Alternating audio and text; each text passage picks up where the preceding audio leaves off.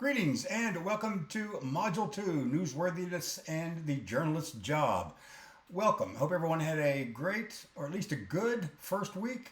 If you had a bad first week, I hope it was the best bad week that you've ever had. But let's hope you had a good one. Great intros. Thanks everyone for participating in our initial discussion board. I literally just enjoyed reading about each one of you and what fascinating backgrounds and families and pets that you have and hobbies. Now let's move right along. There was the discussion board and there was also the mandatory honor lock quiz. Both of those had an extended deadline. So if you didn't get a chance to do them or if you transferred in late, please do them. They are mandatory. Also, just as an aside, several folks are working ahead. I prefer that you didn't do that. I guess if you want to, that's okay, but just be advised that sometimes I change module content based on what the class is doing and how I get a feel for the students and what's up and what we need to do. So be advised, be warned that sometimes the rules change. Maybe not the rules, but the assignments change. Module 2. Read Chapter 1, Newsworthiness and the Journalist's Job. It's pretty brief, don't worry about that.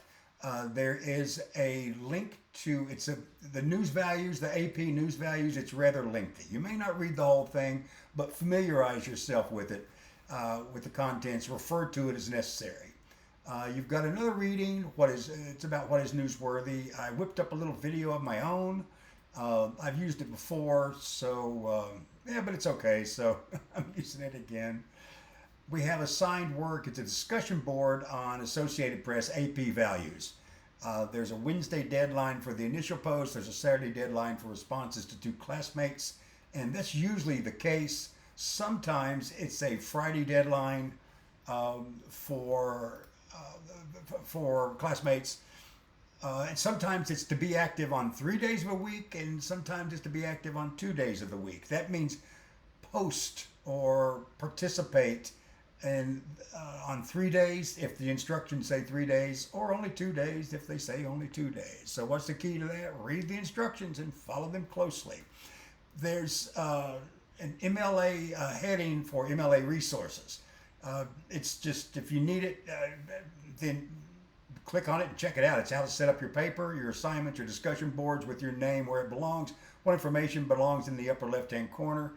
I did notice that if you're writing a formal MLA paper, the page number and your last name were supposed to go in the upper right, but for some reason, when I upload that document, and I tried this multiple times, the part above the margin just doesn't work. It's stuck over on the left, so be warned about that as well. Your last name and the page number belong above the margin in the upper right.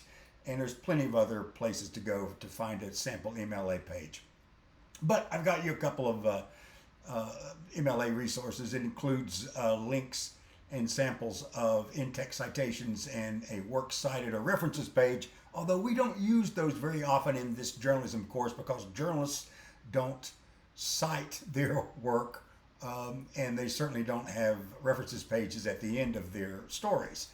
We may have a couple of assignments where those are necessary. If you need to refer to it, refer to my resources or find your own. There's a front page identification quiz, ID quiz. You can refer to the videos, the visuals, and the graphics section for an easy 100. I'll leave that up to you. Look under videos, visuals, and graphics for all the information you need to pass the front page ID quiz. And of course, there's the class questions module, sets off by itself. If you've got any questions, post there. Or contact me. I keep office hours every day from 4 to 5. I have a Zoom meeting on Wednesday, and that doesn't mean you have to attend, but I sit here at my desk working with the Zoom on, and if anybody drops by, we can do the visual, or you can just chat with me, and I can't see you, but I always like to see you. All right, contact me. My contact information's in the syllabus, and that's all for now. Let's have a great week.